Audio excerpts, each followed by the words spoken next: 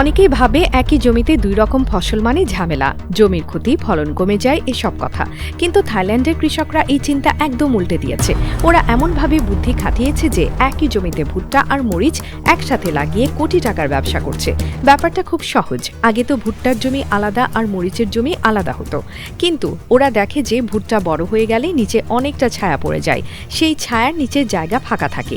আগে ওই জায়গাটা নষ্ট হয়ে যেত, কেউ কাজে লাগাতো না। তাই ওরা ঠিক করলো ওই ফাঁকা জায়গায় ছোট ছোট মরিচ গাছ লাগাবে, কারণ মরিচের গাছ খুব বেশি জায়গা বা সূর্যের আলো লাগে না। আবার ভুট্টার গাছ বড় হয়ে গেলে ওই ছায়ায় মরিচ গাছ ভালোই বেড়ে ওঠে। এরপর ওরা একসাথে দুইটা ফসল তৈরি করতে শুরু করলো। প্রথমে ভুট্টা চারা লাগানো হয়। কিছুদিন পর যখন ভুট্টার গাছ বড় হতে থাকে তখন গাছের নিচে ছায়া পড়া শুরু হয়। তখন ওই ছায়ার ফাঁকে ফাঁকে ছোট ছোট মরিচ গাছ লাগানো হয়। এতে আলাদা জমির দরকার পড়ে না, আলাদা খরচও কম লাগে।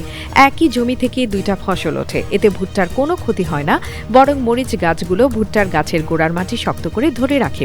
ফলে ভারী বৃষ্টি বা ঝড়ে জমি নষ্ট হয় না।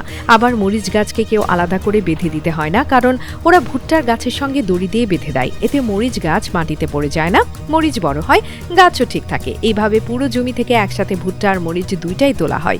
ভুট্টা তোলার সময় আগে মরিচের ফলন হয়ে যায়, পরে ভুট্টার ফসল ওঠে, তারপর দুইটাই বিক্রি করে আলাদা লাভ হয়। অথচ জমি একটাই, পানি, সার, শ্রম সব একসাথে ব্যবহৃত হয়। এতে খরচ কম পড়ে, আয় বেশি হয়। এখন থাইল্যান্ডের অনেক গ্রামে কিন্তু এইভাবে একই জমিতে দুইটা বা তিনটা ফসল তোলা হচ্ছে।